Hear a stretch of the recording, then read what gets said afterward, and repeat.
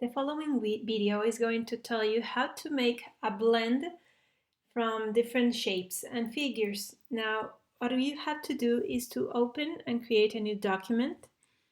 Then we're going to use 3 or 4 figures. The tool that we are going to use is useful if you have more than 2, okay? So I'm going to draw a rectangle and I'm going to have it with blue color. It's okay, the color. Now I'm going to draw a circle. I'm going to change it because I want to have like a different result when I finish doing this video.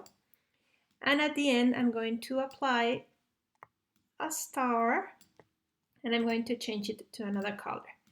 Now, as you can see, all of them, they have a stroke line in black. I'm going to select them all. I'm going to duplicate them. Remember that if you press Option in Mac or Alt in a PC, you're going to be able to duplicate it.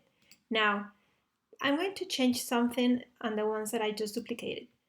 I'm going to select them and I'm going to the top menu and I'm going to define no stroke for them.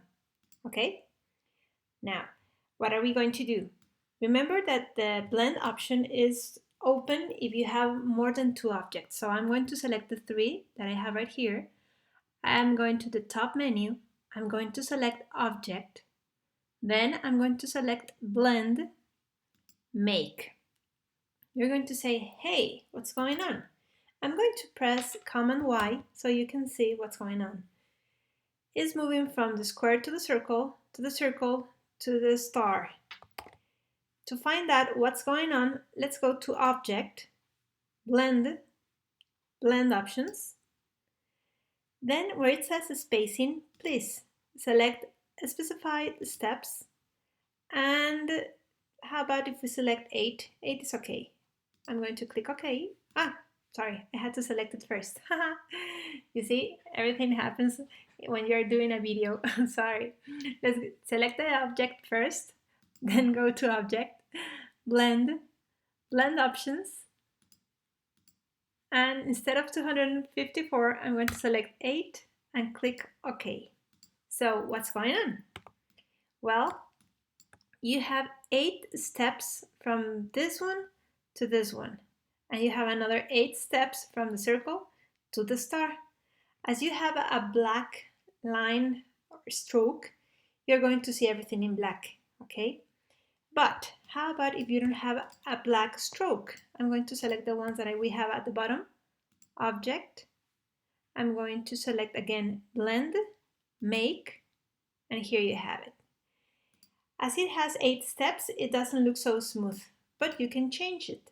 How? You can come to the top menu again, select Object, Blend, Blend Options, and instead of placing 8, remember that at the top we have 254.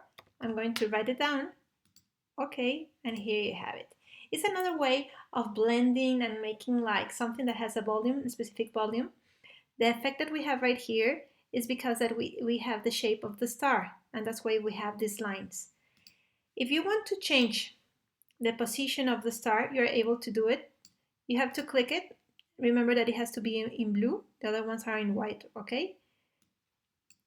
And you can move it right here, wherever you want to. And guess what? How about if I want to change something here or a color? You're going to be able to do too. So let's go to the top menu, Object, Blend. You have something that says Release. When you click it, you're going to make this disappear. Okay, so I don't want that to happen. Object Blend. We have the blend options and we have the expand. When you expand it, you're going to have 254 from here, 254 from here. I'm going to select the one that we have at the top. So it's going to be less, it's not going to take that much of time. So let me see. I'm going to the top, Object, Blend, Expand. Once I've done this, see what's going on. You have all of this. And you're going to be able, for example, to change. Remember that if you want to have this type of view, you have to press Command Y or Control Y. I can use the direct selection tool and I can change the color of this one if I want to make something like, oh, different. Now, and the other tool that we have when we are using this, the other option is when you come to blend, you can change the spine. As you can see, it changed it. And if I'm going to undo, and if I come here again to blend and reverse front to back, the result is going to change. It's going to consider this one, as you can see the lines, and they are not going to be so strong on this area because you're changing it.